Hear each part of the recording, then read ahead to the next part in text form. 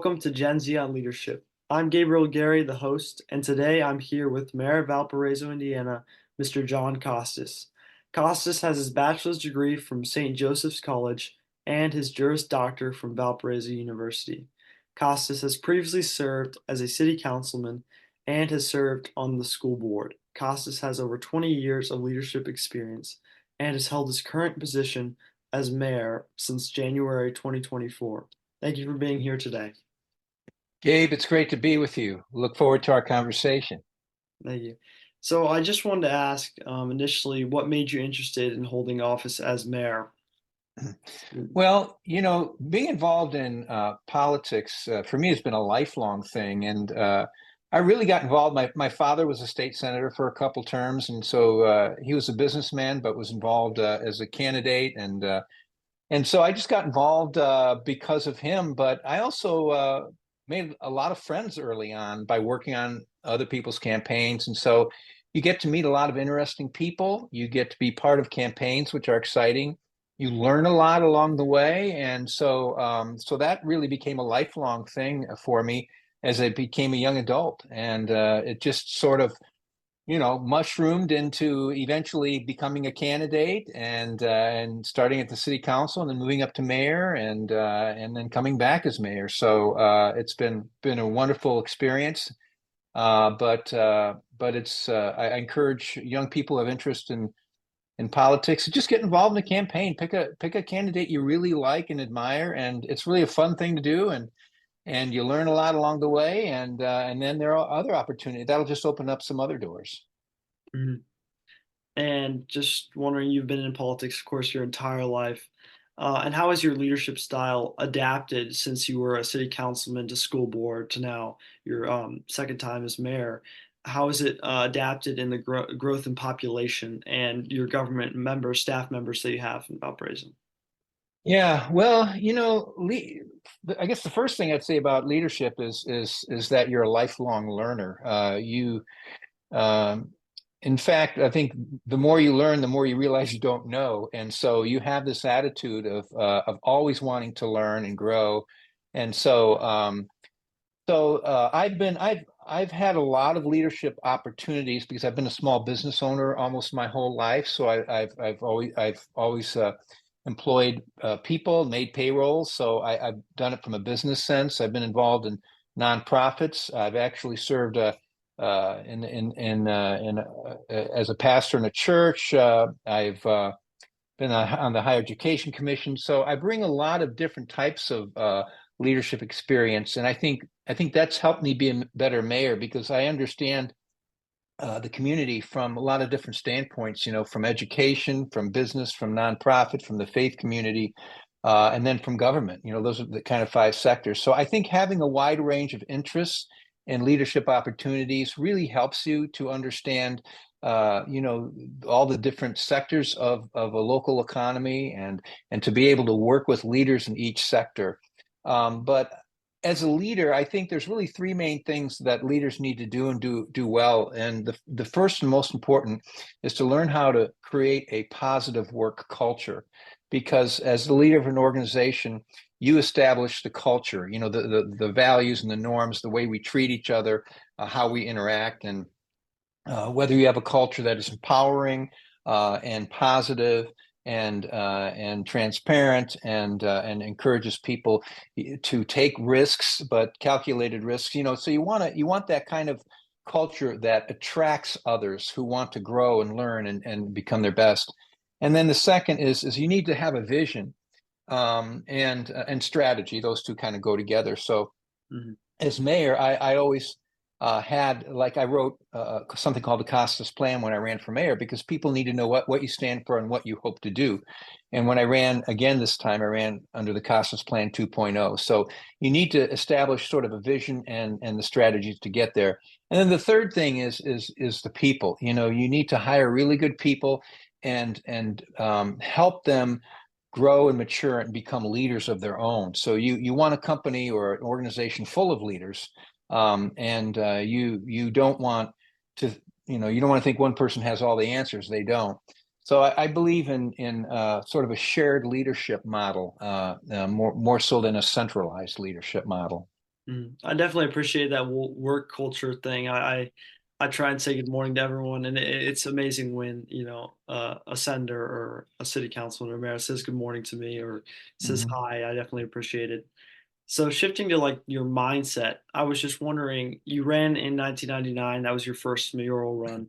What gave you the perseverance to continue in politics after that campaign in 1999? Yeah, so I'm going to back up a little bit. So, as I had mentioned before, I had not only worked on my dad's campaigns, but I had worked on a number of other campaigns before I ever ran for office. I did speech writing for Steve Goldsmith, who was the mayor of Indianapolis when I practiced law down there. So I was just trying to help others and become part of their team. And so when I moved back to Valpo, I then ran for city council because others encouraged me to run for city council while I was practicing law, and I did that, and I served 4 years in the council, and then I felt that we had a mayor who'd been there a while, and he was a good person and got some things done, but I felt that there was more that could be done, that we weren't just moving ahead as a city, so I ran and in 1999, and it was a good campaign, and I lost to a 20-year incumbent by about 200 votes, so it was real close. But I had a great experience, and yeah, it's a little disappointing, but and then over the next few years, after that first loss, some leaders in the community would come to me and they say, you really did a good job, and I do agree it's time for change. I think the previous mayor's done some good things, but I'm going to be on your team now. And then they encouraged me to be a little bit more specific because I was talking about change for a new era, and people change is scary to a lot of people. So they want to know what change. And so that's when I wrote the Costas plan. And I said, okay, here's the things that I will try to get done if I'm elected. And I ran under that plan, and I ran against that incumbent mayor again and won pretty handily. So that was in 2003 and started serving in 2004. And so I had really in the Costas plan, I pretty much had what I set out to do, things like remaking the downtown because it had pretty much died, revitalizing many other areas in the city, starting transportation systems, the V line, the bus, all kinds of road work and that sort of thing. So we got to work on it, and we put a great team together. We created our leadership values for the city. And it was really just a wonderful experience because we got most all of that done, and the people really liked what happened. And so I kind of felt after 16 years I had accomplished it. Now there were some other things I wanted to do. I was actually working on a doctorate in leadership, so I wanted to finish that, and that takes a lot of energy. And I was doing filling in some positions at the church I go to, which is a larger church, and so I enjoyed doing that for a term. And then when Mayor Murphy decided not to run again, I thought, well, others encouraged me to run because they thought there was a vacuum there, and so that's when I came back, and it's been great. I've enjoyed the couple months I've been back at City Hall. We have a great team. Many of them had served with me, but a lot of new younger people on the team, and they're doing a great job. So we've got a new council. We've got a bipartisan council, which is a little unusual, but it's working out just great. I'm enjoying I'm enjoying the new council. Many of them are new members, and we're working hard to establish a culture of trust and inclusion and just um, uh, working together mutually to accomplish the goals that they'd like to see and the goals I'd like to see. And I think we're off to a great start. I appreciate that compromise. You don't get to see that at the national level, but it's great that a council can work together to get things done. What you guys are doing, and you've done a great job of that. And I'm just wondering, so you were the mayor for 16 years, and now you're resuming as mayor, or this is your second time. And I was just wondering, have you ever thought of considering a higher level of public office at the state, like your father, or the federal level, or do you think you could get more done locally? Well, that's a great question. I actually did run for Attorney General and lost at the convention back in about 2008. Um, Running for statewide office is a whole different animal. The great thing about local office is you can really make a difference in this city, and in the people that you live with and work with, and your whole life. And so it's a very practical job. It's also being an executive. We have three branches: executive, legislative, and judiciary. So being in the legislature, you're kind of one of 50 or one of 100 in the state. And so it's a much different sort of thing. It's more political, it's more ideological. I'm really not very political, or that ideological. I'm very practical. Really a business person, and an attorney. But it's been a wonderful experience to help transform the city of Valparaiso, and to work with leaders in the community to build what I think was one of the premier communities in the Midwest. And so I'd say that's a pretty rare experience. And so it's hard to say anything, is something a higher office. Plus, yeah. So anyway, I really haven't had that much interest in it, and I don't anticipate that I will, because I've just really enjoyed local politics, local governance, and particularly Valparaiso, because it's a really special place. There's a lot of awesome people, great leaders, and there's a sense of collaboration. And we're kind of, if you ask me, we're the go-to community of Northwest Indiana, and we want to be leaders. We want to set a good example, and we want to be cheerleaders for all the communities around us too. Many of them are making great progress too, and many of them are copying the things that we've been able to accomplish. But that's good. And we want to be a good example. So local politics, local governance is really a pretty cool thing, and I'd have to say it's tough. It's pretty tough to beat. Hmm. Appreciate that. So I was just wondering, in the beginning, back when you were first mayor in 2004, how long did it take you to acclimate to the position? How long did it take you to get used to Mr. Mayor or Mayor Costas, all the stuff? Well, the best leaders are servant leaders. So you really play. You really realize that you're there to serve others, and so you try to just come from a servant's aspect rather than there. Understand there's a title here, and you want to set a good example.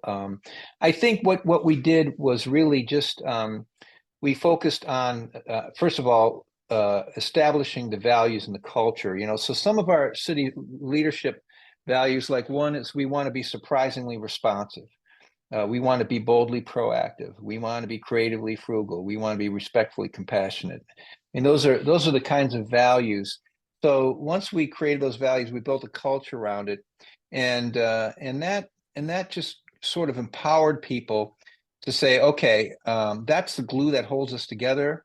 The values, and we knew our direction because I pretty well was elected on the Costas plan. So it was like, well, okay, here's the strategy, or at least the vision, and it was just fun to go after it. And the citizens supported us. I mean, can you imagine opening Central Park Plaza? I'll never forget that opening day, and then the Urshel Pavilion. It's like we just kind of Yeah. we had all these wins, and we were making people happy and building community, and it was a little bit of magic there. You know what I'm saying? And it was such a great thing to be. So I just try to, as mayor, you try to set a good example, and I talk a lot about the concept of humility.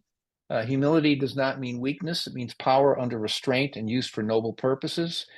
So to me, that's a very powerful concept. And many really, if you read many leadership books, books like Good to Great, that's probably my favorite business leadership book. And it says the great CEOs have two qualities. One is humility. That means they don't think of themselves more highly than they should.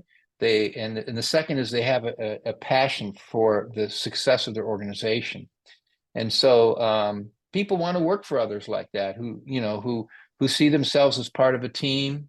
They happen to be the leader, but they're still part of a team, and they want to empower others, not centralize authority and try to make all the decisions.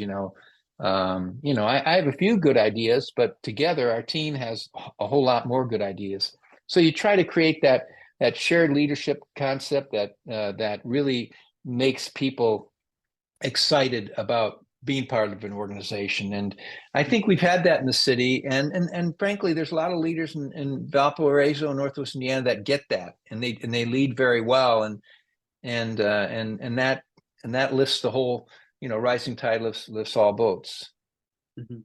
And like you mentioned, the opening of Central Park Plaza, I was just wondering, even giving like the State of the City address or any address or debates, how do you prepare and prepare your mind for that stress and nervousness? How do you Yeah. deliver? Well, it at first it is a little, it is a little challenging. Debates are always hard because you never know what's going to happen. But fortunately, there's not too many of those actually, and usually those are more structured. It's not like the presidential debates on TV where it just gets kind of wild and crazy. But I do write most all of my own stuff, my speeches and statements and stuff like that. In fact, the recent state of the city, that's a good example of because I think if you write if you write your own stuff, then um, you're owning it more. It becomes more personal, and so anyway, so that takes time. You just sit down. You have to organize it. And you have to say, really, what do I really need to say, and how do I say it best? And you need to sense what are the needs. The needs of the community are different now than they were 20 years ago. And so I talk, in a sense, of course, about different things in my state of the city. I talk more about, we kind of live in divisive times because of national media, national politics, algorithms, social media, all that stuff. Pushing back against that, focusing on the things that unite us, not on the few things that divide us. Not being keyboard warriors, but sitting across the table, having face-to-face conversations. Those are the things that I think we really need to be talking about these days. So I did a lot of that in my state of the city. We still talked about practical things, about where we're going to get, are we going to stick with groundwater, or we're going to look to Lake Michigan water? So I talked about that. I talked about trying to the housing, attainable housing. How can we make progress there? And roads and streets, all those things. A lot of what we do is very practical. We pick up your trash, we take care of your parks, we keep the city safe. Policing and fire, those are huge. Those are huge things that we do. Safety is really the foundation for all we do, and so one of the things that I set out to do was to have a accredited police force, and accreditation is tough to get, but we have been accredited now for I think about 16 years, and that holds us to the highest standards. And so that we're professional, we're working in collaboration with our citizens, we're highly trained, we have the best equipment, and again, we're working in partnership with community policing and that sort of thing. And once you have that, then students learn better when they feel safe. Businesses are more prosperous. Neighborhoods are better when everybody's safe, and so that's important. And then planning, engineering, road care, all that stuff. Doing it and doing it well, because those things enhance your lives on a daily basis. You're on the roads every day. You're at parks often. You're drinking water. You're flushing your toilet and hoping it goes away. I mean, you don't think about that, but we do. We have a plant that takes care of that, and we've got to get it there, and it's important. We don't want it to be disrupted. So we have a really great team in the city. I'm very proud of our leadership team, and I think they serve our citizens well. Mhm. So, just moving on, like you mentioned, with working with the city council and other communities in Northwest Indiana, what qualities have you noticed do good political and community leaders possess? Yeah, that's a really great question. I would just say this. First of all, to be lifelong learners. I mean, to enjoy learning, and there's a good book that I had our leadership team read. It's a business book called Think Again. And it basically just says, you need to realize there's a lot you don't know, and that's okay, but as long as you know that, is because oftentimes we hang on to old ideas or paradigms that really aren't true. We don't know where we get them, but boy, we hang on to them, as opposed to just being open to new ideas, letting others lead with new ideas. And so anyway, so just being a good listener, and not jumping to conclusions, and being collaborative, respecting others, don't try to, you never try to manipulate others. I wrote when I did my doctorate in leadership, I wrote my dissertation on toxic leadership.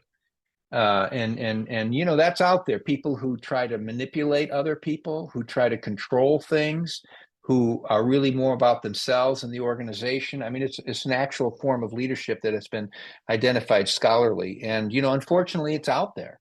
And so, what we're trying to do is the opposite of all that. We're trying to respect others' opinions, respect others' right to make to make decisions, and yet find common ground. As we work with other leaders, we respect the duty that they have to their organization, and we try to find ways to work together, again, to collaborate, to compromise. And so I think there's a lot of that going on around the city of Valparaiso, in the various sectors of leadership, and just trying to build a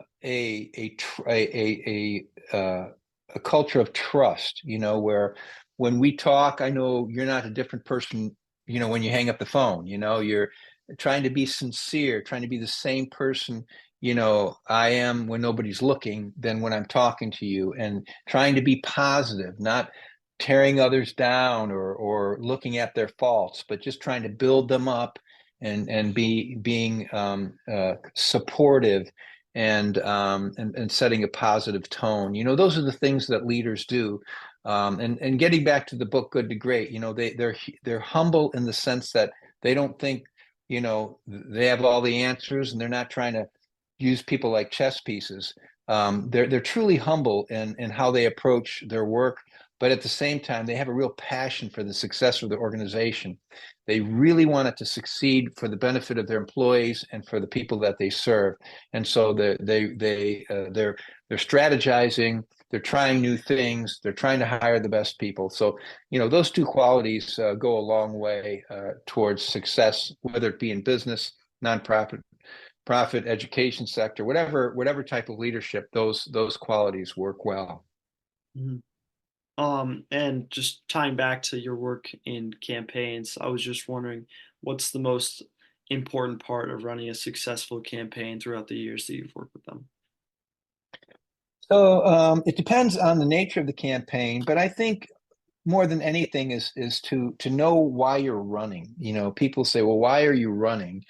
And it's if you say, "Well, I want I want to be I want to be in this position," that's not a good answer. Or you have to say, "Well, I think there's a need here." Okay, leadership goes where it's needed. That's the reason I ran for mayor again, is because I felt with Mayor Murphy stepping down, there was a need, and I could fill that need. And so leadership goes where it's needed. So you need to know why you're running, and you need to be running for the right reasons, and to be able to articulate that, and to also be able to articulate what you would do if you were elected. Okay, otherwise we say you're there for the shrimp. You're just there for so people can look at you and you can think more highly of yourself, which is really kind of goofy. But so you need to feel that there's a need, and that you're equipped to fill that need. And if so, and then of course, what would you do if elected, and how would you lead? You need to be able to explain all that to those who run, and then you need to be able to communicate that.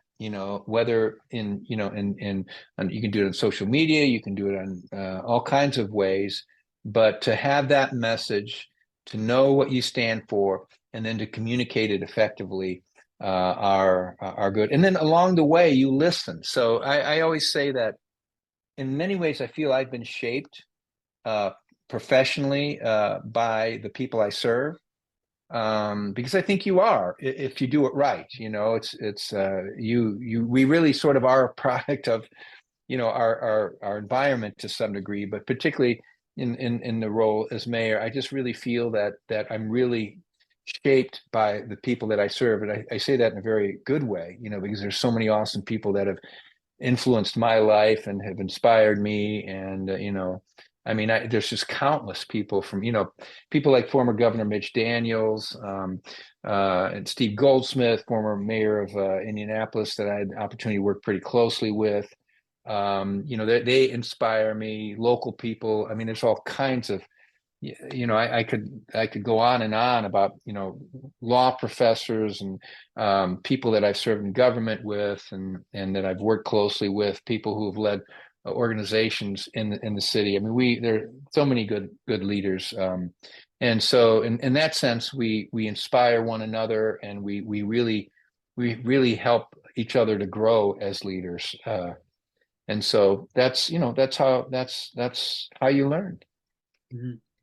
And finally, I just want to ask, what advice would you give to young people who are considering pursuing public life, specifically in politics, and more vaguely, how can they be a good leader in anything they do? Yeah, well, I think, first of all, look for leadership opportunities, and you start small. You know, one time I was talking to, a 20-year-old person. I asked them what they want to do. Well, I want to be a U.S. senator. And I said, well, you don't start there, you just have to, wherever, you go where the river takes you. So wherever there's a leadership opportunity in front of you, it could be with a service club, it could be with a nonprofit, just step into that, because you're going to learn, you're going to make relationships, and you're going to come out, with more opportunities. So just find those leadership opportunities when you can and serve humbly. And then if you do have an interest, I mean, there's many ways to lead. You could lead again in business or nonprofit, in government and education. But if you are involved in politics, find a local candidate that you know and you trust and you like, and just be involved in their campaign. You can walk neighborhoods with them. You could help them at events. There's all kinds of things. So that's a fun thing to do. And yeah, so I would just look for opportunities to help others, and then eventually, you know as you do that, you'll have opportunities yourself if you want to become a candidate. Some people are very effective never becoming candidates and just supporting others, and they kind of like that. They stay out of the fray, but they're very valuable in giving others advice and encouraging them and helping them raise money for campaigns. So lots of opportunity to serve, but I really would encourage young people to get engaged. It's fun. You meet a lot of interesting people. You get challenged. You develop your own skills in terms of speaking and writing, and it just opens a ton of doors. And so it is a neat environment to be involved in, and we just need more young people engaged. It goes quickly, and pretty soon you were the young person, and then you serve, and then all of a sudden you're thinking we need more young people serving, and so you're always trying to encourage them. And so I think that's why I encourage you, Gabe, with this podcast, and just encouraging others to say, hey, there's some great opportunities here. It'll help you grow as a person. It'll give you an additional purpose in life, which and you'll find your place at the table. It's like in Alexander Hamilton, you want to be in the room where it happens. Well, you don't walk into the room, first day. You start developing relationships and helping others, and pretty soon you look around and you're sitting at the table with everybody else, because you've made that investment and you're part of the team now. Thank you. Thank you very much, Mr. Mayor Costas of Valparaiso, Indiana.